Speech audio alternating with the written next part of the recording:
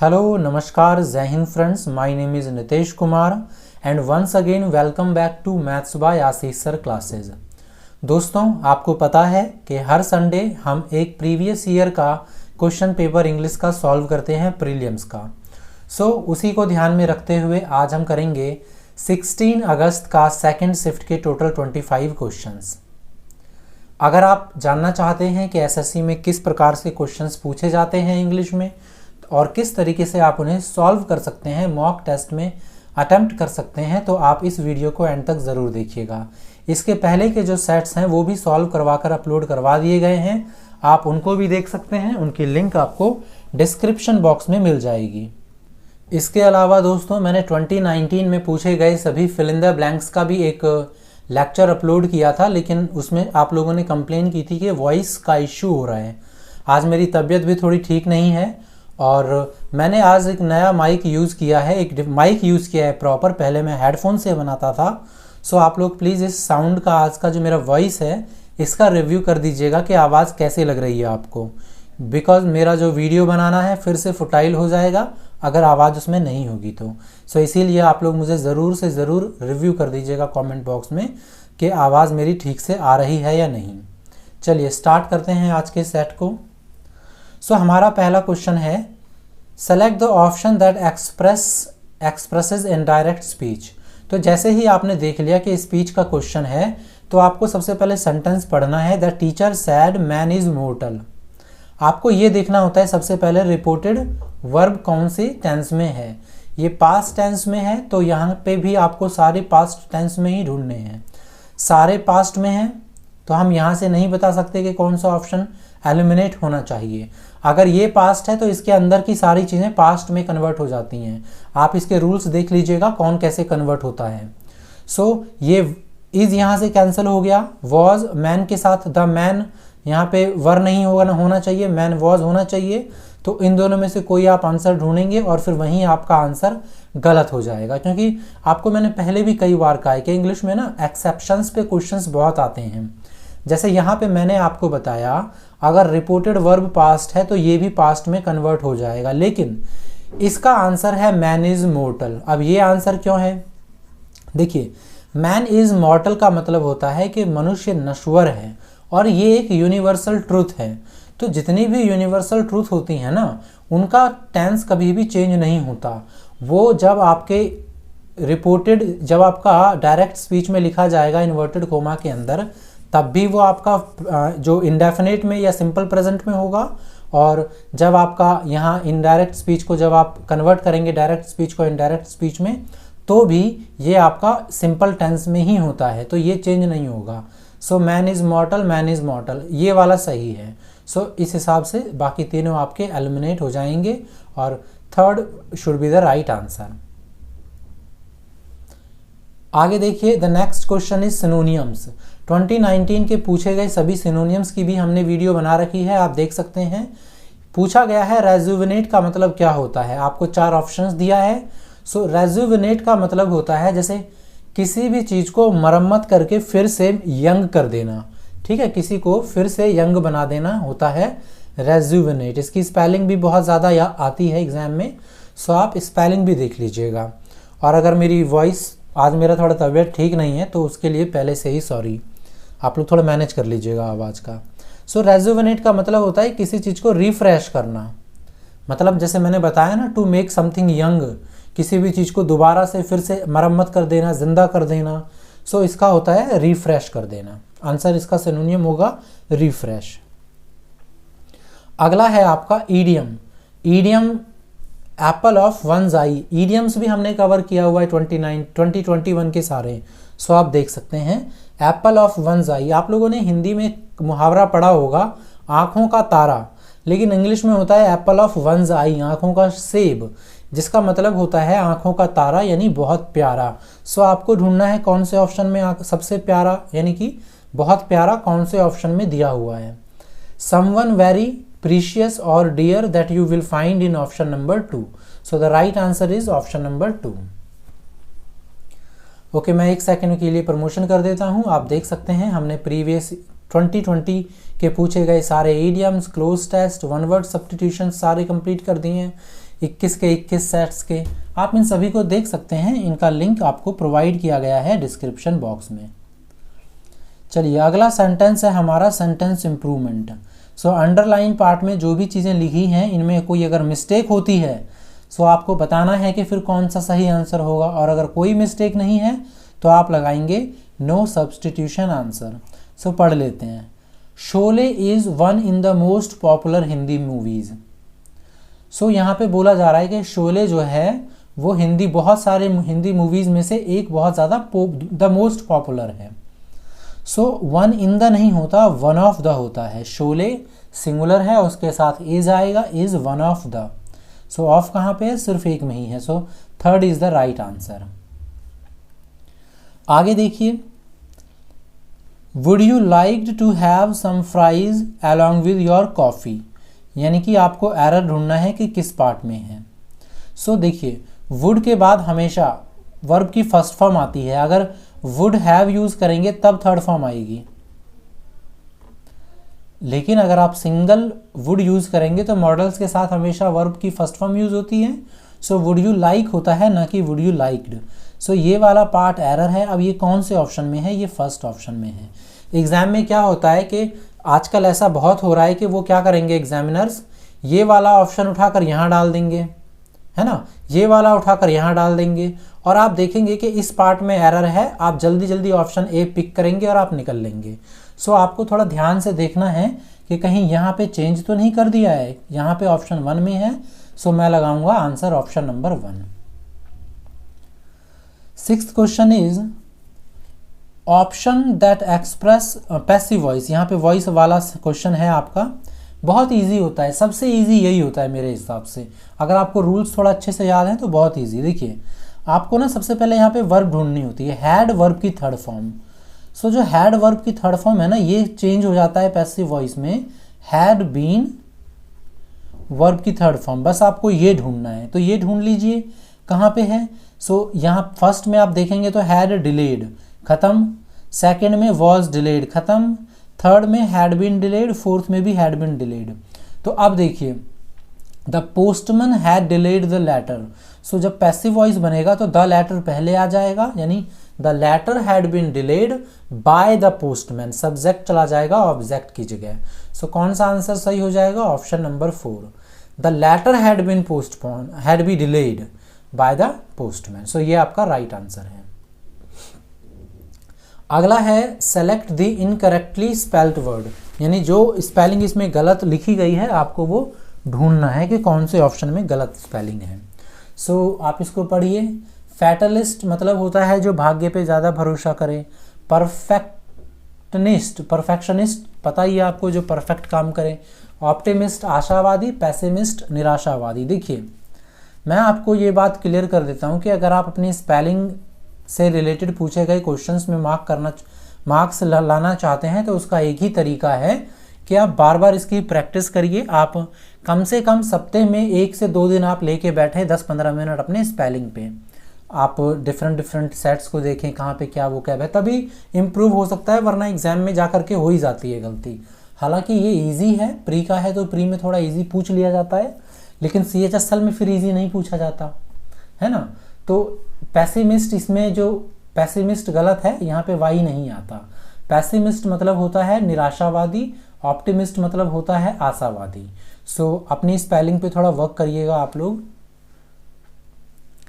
अगला देखिए, अगला है आपका ABCD यानी जम्बल्ड सेंटेंस।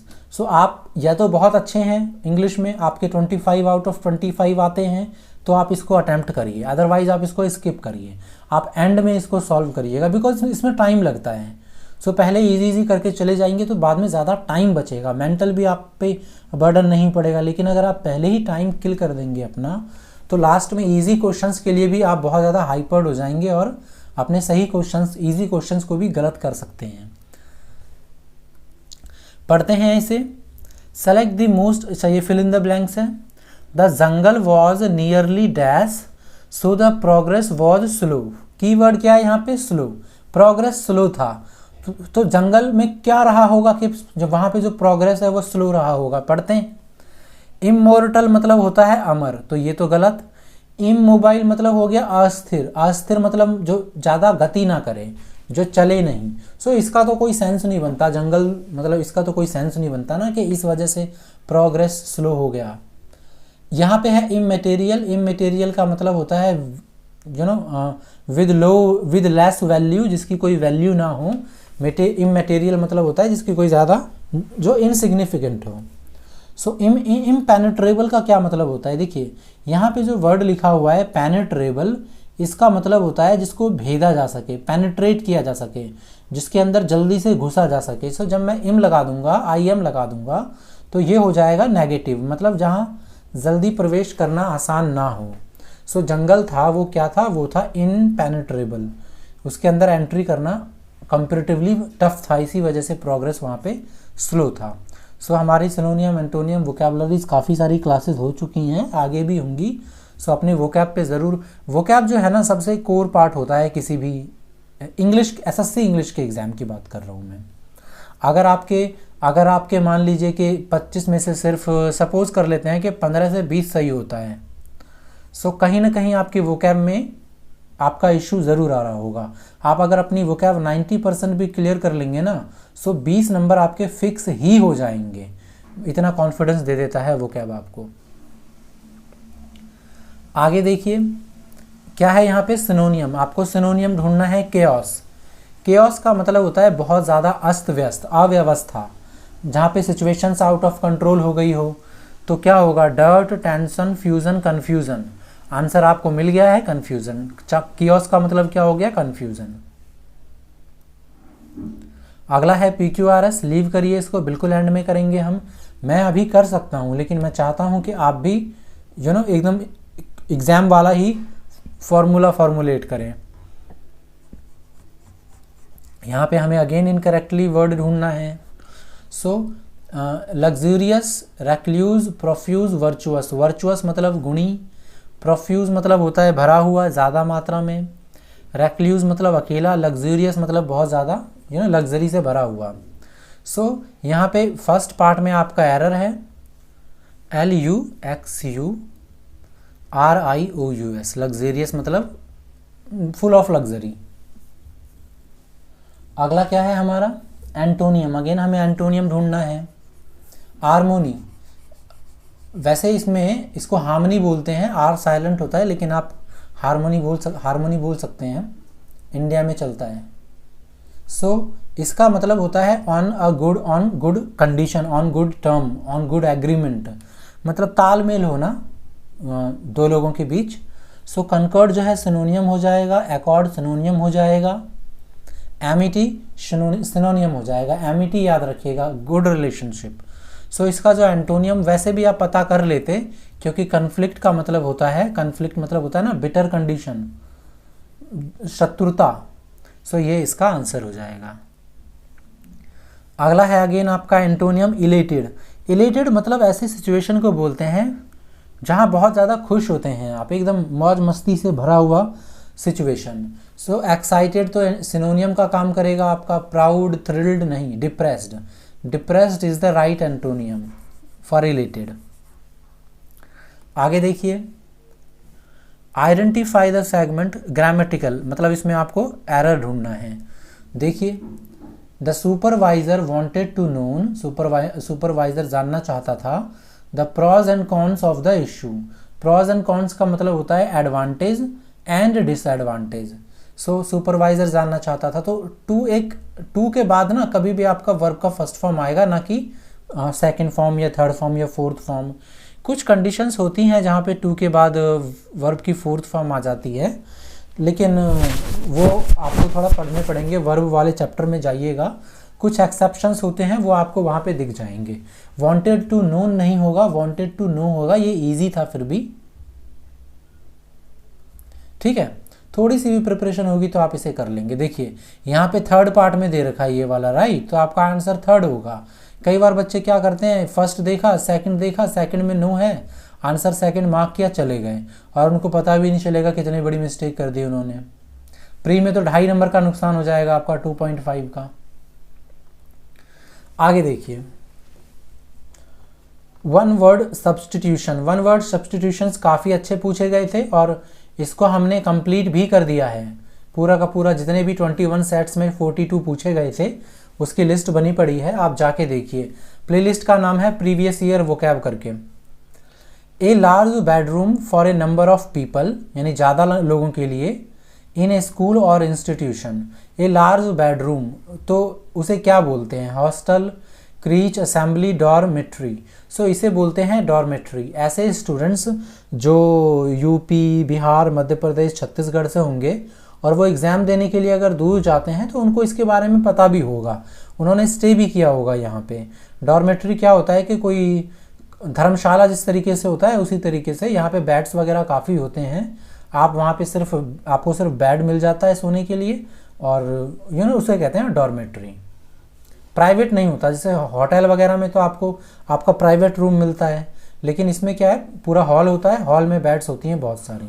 सो लड़कों को तो ज़रूर पता होगा ये। अगला है क्या? Fill in the blanks. Okay, 2019 का फिल इन द ब्लैंक्स आ चुका है, 2020 का भी मैं सारा करवाऊंगा आपको। आप बस सब्सक्राइब करके रखिए। और मेरी आवाज़ कैसी लग रही है आपको, मेरा माइक अच्छे से वर्क कर रहा है या नहीं, आप मुझे प्लीज़ बता दीजिएगा। Sentence is, I read some of properties for sale on the internet before I called the agent.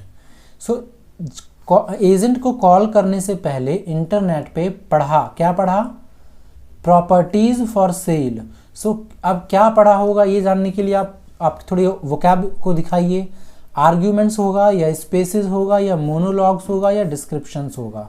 So description होता है ना, किसी भी चीज़ के बारे में नॉलेज दी होती है, डिस्क्रिप्शन लिखा होता है, वर्णन किसी भी चीज़ का।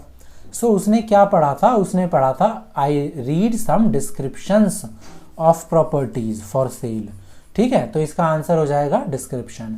मोनोलॉग्स क्या होता है? मोनोलॉग्स कोई नाटक वगैरह आप देखते हैं, प्ले वगैरह, तो वहाँ पे कोई व्यक्ति अपना अकेला कोई डायलॉग मारता है ना, थोड़ा लंबा डायलॉग, उसे बोलते हैं मोनोलॉग। खुद का डायलॉग, एक व्यक्ति का डायलॉग। अच्छा, अगर आप यहाँ तक देख चुके हैं लेक्चर को तो मैं आपको पूछना चाहता हूँ कि जिराफ की इंग्लिश स्पेलिंग क्या होती है और सिगरेट की स्पेलिंग क्या होती है, प्लीज़ मुझे बताइए। मैंने पहले भी पूछा था लेकिन एक ही स्टूडेंट ने जवाब दिया था सिर्फ, बाकियों ने मुझे इसका रिप्लाई दिया नहीं कि जिराफ और सिगरेट की स्पेलिंग क्या होती है। और मैं पूछता रहूँगा हर लेक्चर में जब तक कि आप लोग जवाब नहीं देंगे। सो प्लीज़ इसका आंसर कर दीजिएगा।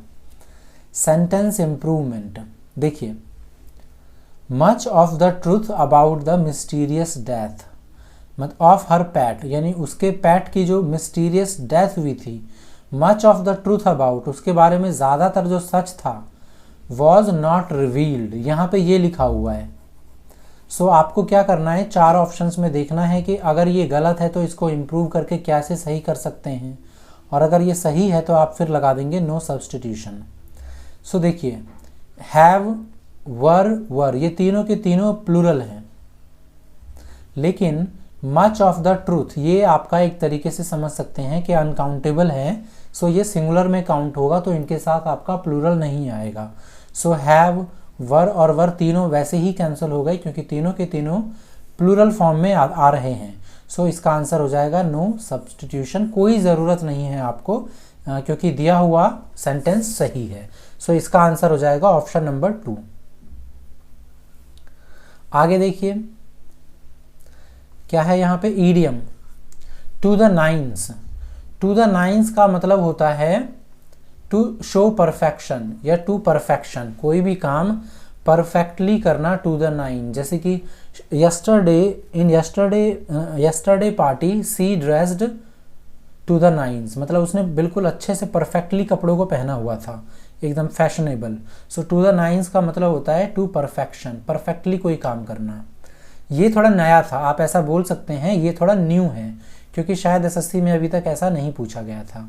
सो आप इसको थोड़ा मार्क करके रखिएगा, बार बार पढ़िएगा।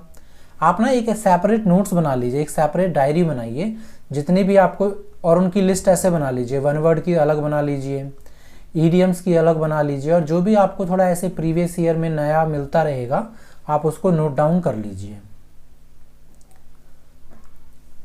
Again one word, A group of people typically with vehicles और एनिमल्स ट्रैवलिंग टुगेदर। सो इनको कहते हैं कैरवन। इंग्लिश में क्या होता है कैरवन, हिंदी में आप लोगों ने कारवां पढ़ा होगा। सो गैंग तो बोलते हैं group of dacoits, group of bad people, है ना। ट्रूप तो पता होगा आपको, जो सैनिक होते हैं, सैनिकों के दस्ते को बोलते हैं ट्रूप। सो इसका राइट आंसर है कैरवन। सॉरी। अब यहाँ पे आ गया आपका क्लोज टेस्ट। चलिए क्लोज टेस्ट करने से पहले हमने जो ऊपर अभी दो छोड़ा था, क्या छोड़ा था, PQRS, इसे कर लेते हैं। अब देखिए आप इसे कैसे कर सकते हैं। सबसे पहला क्या तरीका है, आप यहाँ पे देखिए सबसे फर्स्ट लेटर क्या लिखा हुआ है, BABD। अच्छा यहाँ पे D लिखा हुआ है यानी BABD। सो यानी कि पहला जो है वो सिर्फ BABD में से कोई एक हो सकता है। तो अब हम पढ़ते हैं जरा एक बार। पहला पढ़िए, this awareness has motivated everyone to go for physical exercise. So यहाँ पे ना कीवर्ड देखिए क्या है जो आपको मदद करेगा। जैसे दिस अवेयरनेस, कौन सा अवेयरनेस, आप डायरेक्टली तो नहीं बोल सकते ना, सेंटेंस की शुरुआत नहीं कर सकते दिस अवेयरनेस से, तो हमें नहीं पता किस अवेयरनेस की बात हो रही है, यानी ए हमारा कैंसल आउट हो गया। सो ये आंसर नहीं हो सकता। आगे देखिए, इट इज़ एडवाइजेबल, अगर मैं डी को पढ़ूँ क्योंकि डी बचा हुआ है ना अभी मेरा, it is advisable but one should consult a trainer. So क्या एडवाइजेबल है हमें नहीं पता।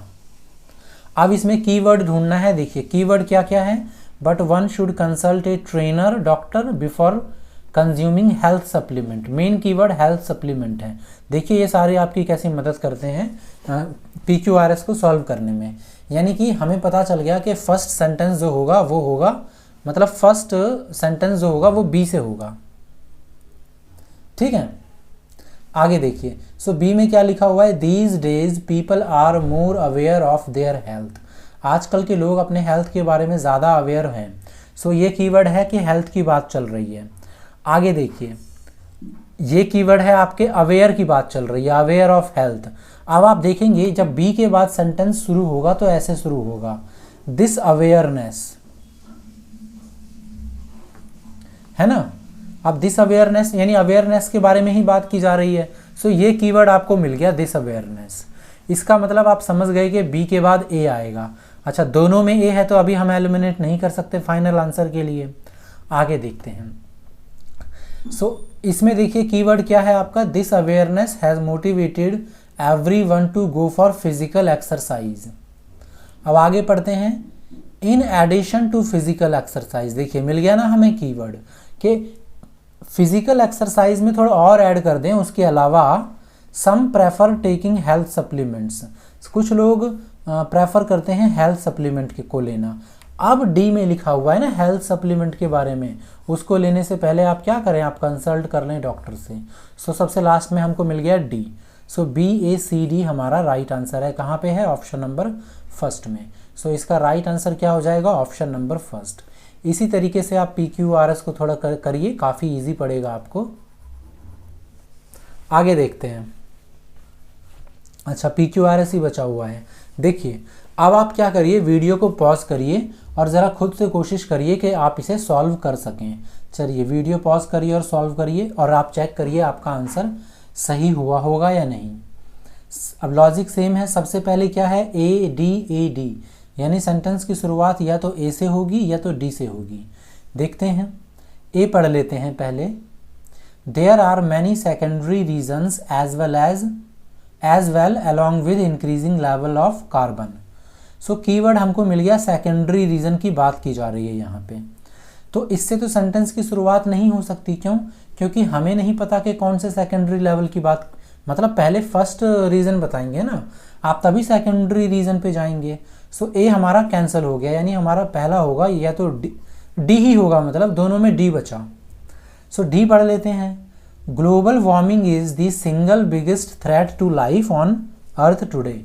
सो यहाँ पे हमको कीवर्ड मिल गया, क्या कौन सा कीवर्ड मिल गया, ग्लोबल वार्मिंग। के ग्लोबल वार्मिंग की बात की जा रही है। Global warming is the single biggest threat to life on earth today. अब देखिए आगे आप, डी के बाद ए लिखा है और बी लिखा है। सो ए भी नहीं होगा, डी के बाद ए नहीं होगा, आंसर होना चाहिए इसका ऑप्शन नंबर सी, क्यों नहीं होगा? क्योंकि मैंने बताया ना उसमें सेकेंडरी रीज़न की बात की जा रही है, और आप सेकेंडरी रीज़न पे जब तक नहीं जाएंगे जब तक आपको फर्स्ट रीज़न ना मिल जाए। लेकिन अब आपको पढ़ना भी है। एग्जाम में क्या है ना कि टाइम है तो पढ़ लीजिए, नहीं टाइम है तो फिर क्या करेंगे, फिर तो ज़्यादा चांसेस हैं इसी के सही होने के, ठीक है, लेकिन फिर भी पढ़ लेते हैं। डी में लिखा है कि ग्लोबल वार्मिंग बिगेस्ट थ्रेट है लाइफ के लिए अर्थ पे आज। डी के बाद है B, the term is used to describe the unnatural rise in earth average temperature. कौन सा टर्म यूज किया जा रहा है? Global warming. This term is about global warming. So मेरा सही बन गया डी के बाद बी। आपके पास टाइम है तो और पढ़ के देख लीजिए। बी के बाद क्या है? C, increasing carbon dioxide is the primary driver. आ गया ना हमारा, देखिए हमारा आ गया primary driver of global warming. फिर उसके बाद secondary. So B, D, B, C, A हो गया हमारा answer option number 3। I hope कि आपके सही हो गए हों। आगे देखते हैं हम।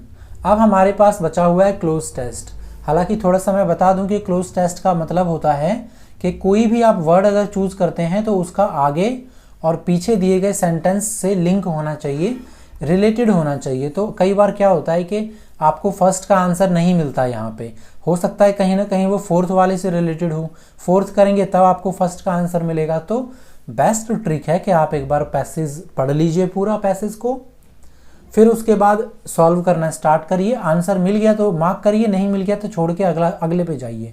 अगला मिल गया उसको मार्क करिए, नहीं मिला उसको छोड़ के आगे जाइए, ठीक है। फिर एक बार जब आप पढ़ लेंगे तो सेकंड गो में आपको आंसर ज़रूर मिल जाएगा सारा का सारा। चलिए वीडियो पॉज करिए और एक बार आप पढ़ के देखिए पैसेज। मैं पैसेज नहीं पढ़ूंगा, जब आपकी प्रैक्टिस बहुत अच्छी हो जाएगी तो आपको भी ज़रूरत पड़ेगी नहीं ज़्यादा पैसेज पढ़ने की। चलिए देखिए, अभी के लिए ज़रूर पढ़िएगा। It is essential to form a link between formal education and, so यहाँ पे बोल रहा है बहुत आवश्यक है एक लिंक बिठाने की, किसके बीच? Formal education and skill dash. So क्या हो सकता है? स्किल मैच्योरिटी या स्किल डेवलपमेंट, स्किल प्रोग्रेस या स्किल राइपनिंग। राइपनिंग और मैच्योरिटी तो वैसे ही आप काट देंगे, ठीक है। थोड़ा अंदाजे से देखेंगे तो यहाँ पे बात चल रही है, आगे आप पैसेज पढ़ेंगे तो आप समझ जाएंगे बिल्कुल। वैसे तो आप पहले ही श्योर हो जाएंगे कि आंसर डेवलपमेंट है, लेकिन अगर कोई डाउट होगा भी तो आगे पढ़ के आप समझ जाएंगे कि डेवलपमेंट की बात हो रही है। अब यहाँ पे इस लिंक का मतलब क्या हुआ? लिंक का मतलब जैसे होता है ना कि CDS, जो हमारे यहाँ पे आर्मी में CDS है, उनका क्या काम होता है? उनका काम होता है ना तीनों नेवी, एयरफोर्स और आर्मी के बीच एक लिंक बिठा कर रखना, ताकि इम्प्रूवमेंट हो सके चीज़ों में, जल्दी सॉल्व हो सके कोई भी चीज़। सो आगे देखते हैं। Multi disciplinary and personality enhancement skills, यानी कि मल्टी डिसिप्लिनरी का मतलब हो गया कि जो बहुमुखी हो, काफ़ी सारी चीज़ों को कर सके। एंड पर्सनैलिटी इन्हेंसमेंट मतलब होता है बढ़ाना। Skills are the dash requirement of every sector. अब ये कैसा रिक्वायरमेंट है? नीडलेस, नीडलेस तो होगा नहीं, नीडलेस तो नेगेटिव वर्ड हो गया। एसेंशियल, एक्सटर्नल या डोमेस्टिक। डोमेस्टिक की तो कोई ज़रूरत नहीं है, क्योंकि ये सारे जो स्किल डेवलपमेंट होते हैं ज़रूरी नहीं है वो सिर्फ डोमेस्टिकली वर्क करें। सो आपके पास ऑप्शन बचा एक्सटर्नल और एसेंशियल। सो इसका आंसर हो जाएगा एक्सटर्नल, सॉरी एसेंशियल। एसेंशियल का मतलब होता है बहुत ज़्यादा आवश्यक, लिखा था ना इट इज़ एसेंशियल, बहुत ज़्यादा आवश्यक है। सो इसका आंसर हो जाएगा एसेंशियल। आगे देखिए, many reforms are being dash. अब यहाँ पे वर्ब की थर्ड फॉर्म आएगी क्योंकि पैसिव वॉइस है। Many reforms are being verb की थर्ड फॉर्म। पैसिव वॉइस या वॉइस आपने पढ़ा होगा तो आप समझ चुके होंगे। इन हायर एजुकेशन, यानी बहुत सारे reforms are being in higher education to को relate academics to the dash of various service sectors, यानी काफ़ी सारे रिफॉर्म्स किए जा रहे हैं, ये कहने का मतलब होना चाहिए। सो अब आप ऑप्शन में ढूंढिए। Many reforms are being improved, introduced, related, settled. Settled तो नहीं होगा, इम्प्रूव्ड तो नहीं, मतलब रिफॉर्म का मतलब ही हो गया इम्प्रूव करना। सो इम्प्रूव को इम्प्रूव नहीं करेंगे ना आप। रिलेटेड नहीं होगा, रिलेटेड के बाद प्रीपोजिशन टू भी होना चाहिए। इंट्रोड्यूस्ड, ये आपका राइट आंसर है, यानी कि many reforms are being introduced का मतलब हो गया कि बहुत सारी जो रिफॉर्म्स हैं वो लाई जा रही हैं वर्क में, इंट्रोड्यूस की जा रही हैं। कहाँ पे किया जा रहा है? In higher education. क्यों किया जा रहा है? टू को relate academics to the dash of various sector. Academics के साथ को रिलेट किया जा रहा है, उनके साथ मिलाया जा रहा है, ताकि क्यों? Need of various sector, charge of various sectors, duty और अर्जेंसी। अर्जेंसी तो नहीं, इतनी कोई इमरजेंसी नहीं है ना, ड्यूटी की बात नहीं हो रही यहाँ पे। जनरली बताया जा रहा है कि हर फील्ड में ही आपको इम्प्रूव करना है। बचा चार्ज और नीड। कईयों ने पढ़ा होगा कि चार्ज के बाद प्रीपोजिशन ऑफ आता है और नीड के बाद फॉर आता है। सो वो यहाँ पे अगर उनकी अच्छे से प्रिपरेशन नहीं होगी सो वो कंफ्यूज हो जाएंगे कि यार ऑफ लगाऊं, क्योंकि चार्ज के साथ ऑफ आता है, नीड के साथ फॉर आता है। सो यहाँ पे ऑफ देख करके आप हो सकता है लगा दें चार्ज। चार्ज ऑफ नहीं होगा। चार्ज ऑफ का मतलब होता है जैसे चार्ज कर देना किसी पे, आरोप लगाना किसी प्रकार का। सो यहाँ पे होगा नीड ऑफ, यानी कि अब आप पढ़ के देखिए एक बार कि बहुत सारे रिफॉर्म्स इंट्रोड्यूस किए जा रहे हैं, एकेडमिक से उनको रिलेट किया जा रहा है ताकि जो ज़रूरत है अलग अलग सेक्टर्स की वो पूरी हो सके। राइट, अब यहाँ पे आपको समझ में आ गया होगा, सेंस बन रहा होगा इसका। आगे देखिए, इनोवेटिव मॉडल्स कैन हेल्प। जो इनोवेटिव मॉडल्स हैं वो हेल्प कर सकते हैं to dash the varied needs. Varied मतलब वेरी मतलब होता है डिफरेंट डिफरेंट, बहुत सारे needs of skilled and unskilled labour. ये हेल्प कर सकता है, इनोवेटिव मॉडल्स हैं, ये हेल्प करेंगे कि डिफरेंट डिफरेंट एरिया में आपको बहुत सारे जो स्किल्ड और अनस्किल्ड जिस तरीके के भी चाहिए आपको मिल सके। सो आप जब ऑप्शन पढ़ेंगे मीट्स, मीट, मीटिंग, मैट, ये वर्ब की थर्ड फॉर्म है, ये वर्ब की फोर्थ फॉर्म है, ये वर्ब की फर्स्ट फॉर्म है, ये वर्ब की फर्स्ट फॉर्म सिंगुलर है। सो क्या आना चाहिए? अब ये वोकैबुलरी पे बेस्ड नहीं, ये टेंस पे बेस्ड क्वेश्चन है। सो आप देखेंगे मॉडल्स कैन हेल्प टू के बाद V1 आता है, ये बात मैंने आपको बता दी थी, और V1 भी नॉर्मल आता है विदाउट एस वाला। सो आपका आंसर क्या हो जाएगा? मीट। सो देखिए हमने क्लोज टेस्ट कर दिया। उम्मीद करता हूँ कि आपने भी जब ट्राई किया होगा वीडियो पॉज करके तो आपके मैक्सिमम आंसर सही रहे होंगे। दोस्तों प्रीवियस ईयर 2021 में टोटल 2021 एसएससी सीजीएल प्रीलिम्स में टोटल 21 सेट्स पूछे गए थे। उसके one word substitution, cloze test सारे हम करवा रहे हैं और ये करवाया जा चुका है। Link is in the description. So please visit करिए डिस्क्रिप्शन बॉक्स में जा करके, या फिर आप सर्च कर सकते हैं पर्टिकुलर कोई भी चीज़ लिख के, साथ में डाल दीजिएगा मैथ्स बाय आशीष सर, तो आपको सारी की सारी क्लासेस प्रोवाइड हो जाएंगी। प्लीज़ वॉइस का रिव्यू करना मत भूलिएगा कैसी लग रही हैं। तो चलिए मिलते हैं अगली क्लास में। तब तक के लिए आप सभी का धन्यवाद इस वीडियो को देखने के लिए, और जय हिंद, जय भारत।